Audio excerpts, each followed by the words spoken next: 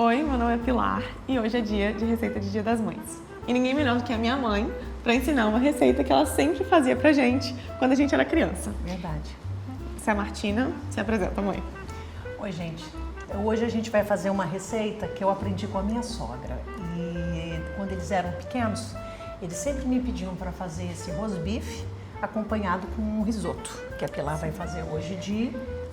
Hoje a gente vai fazer... Eram sempre vários risotos, Entendi, né? mas Tinha hoje... risoto primavera, que eu lembro que você chamava de Sim, risoto primavera, era o risoto primavera, com legumes. Sim. Mas a gente queria muito usar o bacon do Freeza, que é maravilhoso.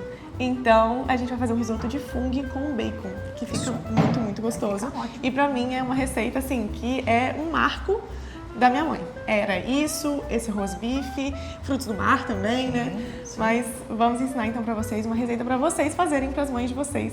Vamos lá. Então a gente vai ensinar na verdade a receita juntas pra você, como eu aprendi com ela. E a gente já começou aqui com caldo de legumes. Cenoura, cebola, salsão e bacon, porque o nosso risoto vai bacon. Então a primeira coisa que a gente faz é dar uma seladinha no bacon junto com os outros legumes. E pode usar resto, pode usar casca, né? Sem problemas. Pode. Dá sabor. Exatamente. E água. E ele vai ficar aqui enquanto a gente faz a receita.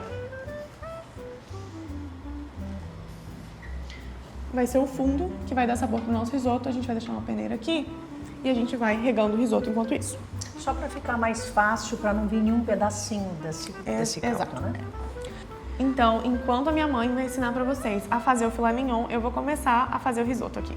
Para fazer o filé mignon, vocês vão pegar uma peça, vocês veem que tem uma peça que já foi cortada, como se fosse um bloquinho, algo que você consiga encaixar numa panela de tamanho médio. Vai dar uma temperada nele. Você pode usar um sal comum ou você pode usar ele temperado com um pouquinho de pimenta e alho. Vai de acordo com o gosto de vocês. Normalmente eu uso o sal. Não há problema, vai ficar muito salgado. Não vai, porque ela está sendo selada e ela está sendo temperada superficialmente. Não vai dar tempo para pegar tanto sal. Vamos lá. Depois do sal, a gente acrescenta o óleo. Por que colocar o óleo? Porque o filé mignon é uma carne que não tem gordura, muito pouca gordura. Se não tiver o óleo, ela vai colar no fundo da panela. A gente quer fazer esse fundo, mas ela não pode queimar. Então esse óleo vai ajudar a aderência do próximo tempero, que vai vir em seguida. Você acha que tá bom de cebola? A quantidade tá boa, sim. Depois que espalhar bem o óleo, vocês vão pegar uma porção e agora essa é a dica da minha sogra, eu aprendi essa receita com ela. Vocês vão polvilhar a carne com esse orégano. E o orégano ele vai dar um sabor especial. Como ela está toda coberta com óleo, esse orégano ele vai colar. Vocês observem que ela vai ficar toda aderida. À medida que você for colocando, você dando uns tapinhas assim que ela vai aderindo. Parece muito, mas na verdade a quantidade seria que tem o quê? Umas 2 colheres de sopa bem cheia. Não vai usar a quantidade toda aqui. Acho que dá umas 3, hein? Umas 3, né? Não chega a dar esse potinho todo, não.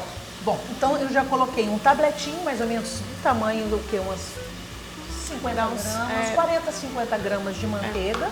Faz o fundo, vocês veem que ela está começando a fritar um pouquinho, não vai deixar ela queimar para fazer o fundo. E aí você deposita a carne com jeitinho no fundo e ela vai dourando. Agora ela está no início, né? Ela vai pegar o fundo, deixa ela esquentar um pouco e essa carne ela vai ser mexida, à medida ela vai soltando um pouco do líquido dela, da água dela.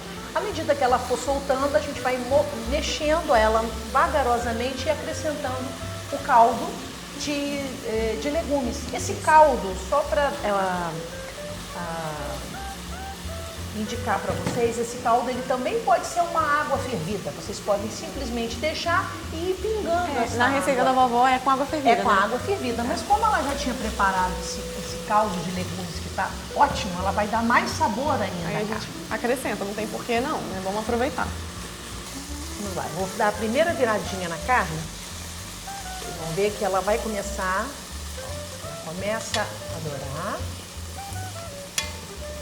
Essa água. E aos pouquinhos, vou colocando um pouquinho para juntar o fundo.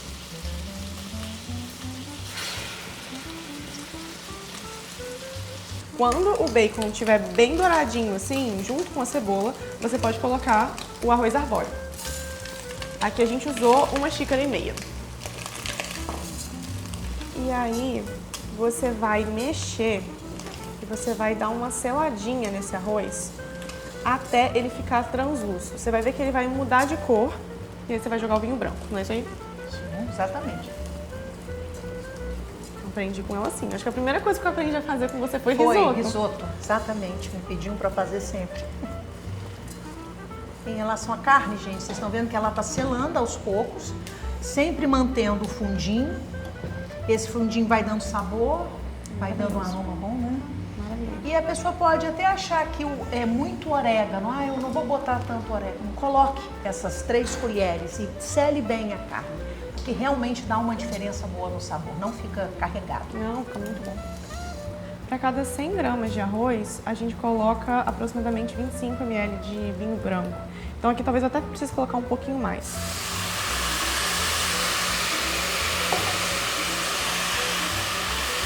O motivo de colocar o vinho branco agora é exatamente para que essa fervura ela quebre um pouco do álcool e fique o sabor do vinho, né? Sim, exatamente. Depois que o vinho deu uma boa incorporada, você já vê que ele evaporou e o arroz mudou de cor, a gente vai começar a colocar o fundo. Nossa, só de estar aqui fazendo essa carne, sentindo o cheirinho, a gente já remete ao momento que a gente se reunia, Sim. né, filha? Nossa, era tão muito bom. A gente não faz hoje em dia tanto essa receita, mas ela era assim, fim de semana sim, fim de semana não. Era muito lá em casa. Era sempre campeão de pedidos, É. né? Era fazendo. E isso a avó ficava muito satisfeita, Sim. né? Dona Ione gostava. Inclusive, eu descobri que ela fez ontem essa receita lá Nossa. pro pessoal. Quando você perceber que ele começar a desidratar, você já vai colocando um pouquinho mais de fundo. Dependendo da quantidade de pessoas que vão fazer parte, no caso do almoço, é importante lembrar o tamanho da carne.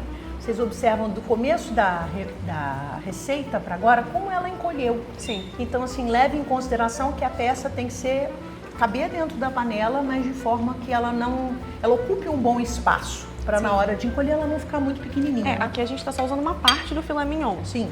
Né? Mas às vezes vale você usar um inteiro ou talvez até 2, né? Dependendo da quantidade de E aí pessoas. usa uma panela maior e você vai selando. Exato. Pode até selar 2, se quiser, 2 Sim. peças também, dependendo da Então, quantidade de pessoas, né? Aqui, volta e meia, eu tô encostando na carne, com a minha mão limpa, claro. Eu tô encostando na carne pra ver se o ponto dela tá bom. E aí você pode fazer isso verificando na sua mão mesmo. É no gordinho da mão, né? Aqui, se você aperta com ela assim, aberta, significa que tá mal passado, né? Até pode estar bem mal passado. Se você fizer assim, ela vai estar ao ponto, né? Mal ao ponto.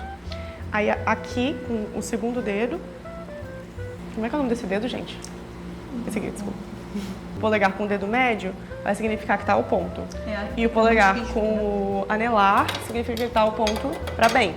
E isso aqui, se tiver com um mindinho, gente, tá, já passou, tá? Morreu em vão. Então, cancela. E aqui, você acha que ela tá... Agora ela tá mal passada. Aí. Dá pra ver aqui que tá mal passada ainda. Vou colocar aqui o cogumelo.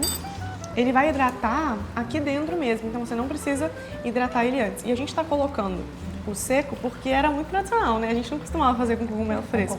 E ele dá um sabor. Era mais difícil encontrar. Na época era. Hoje em dia você encontra. Se você quiser fazer com cogumelo fresco, fica super gostoso. Fica super, exatamente. Mas eu acho que o seco dá um sabor, sabia? Uma coisa a mais. E concentra, né? Concentra por ser desidratado, exatamente. Esse risoto aqui, ele tá quase no ponto, tá? Ainda não tá pronto, porque a gente ainda vai adicionar o parmesão e a manteiga gelada no final. Mas eu já desliguei o fogo. Por quê? Porque ela ainda vai tirar, colocar numa travessa. E isso vai ser o suficiente, esse calor que já tá aqui, vai ser o suficiente pro cogumelo terminar de hidratar, o arroz terminar de cozinhar e tudo ficar ótimo, né? Um punhado, não mais que isso, não tem necessidade de queijo parmesão. O risoto, ele é sim cremoso, mas ele não precisa ter aquele excesso de queijo, sabe? Você sempre falou isso, que assim, o risoto, ele tem que ter essa cremosidade aqui que vocês estão vendo. Ele mas traz ele não um sabor, mas não é o protagonista. O queijo não é o protagonista. Tem tanta coisa gostosa aqui, né? Por que o queijo precisaria ser... Ele vai trazer sabor, vai trazer sal, e aí com o fogo desligado, depois de botar o queijo já misturado, a gente vai colocar mais ou menos o quê? Umas 15 gramas de manteiga gelada? E tem que ser gelada, Renato? Tem que ser gelada. Inclusive, isso era uma coisa que a gente não fazia quando era criança, mas eu aprendi na faculdade de gastronomia. É uma forma da gente montar a preparação. E o que é isso? Você vai adicionar brilho para o seu preparo. E a manteiga precisa ser gelada porque se ela estiver em temperatura ambiente, os bolsões de gordura da manteiga, eles vão se espalhar e ela não vai ficar montada e brilhosa. Entendi. Entendeu?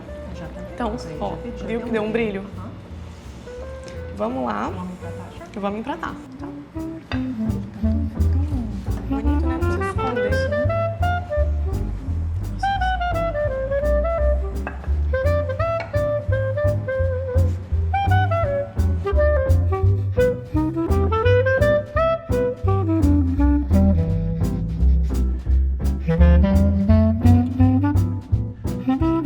Bom, aqui está o risoto que a Pilar fez com o rosbife, que era tão sempre querido na família. Espero que nesse Dia das Mães vocês possam compartilhar isso com as pessoas que vocês amam. Feliz Dia das Mães. Feliz Dia das Mães, gente.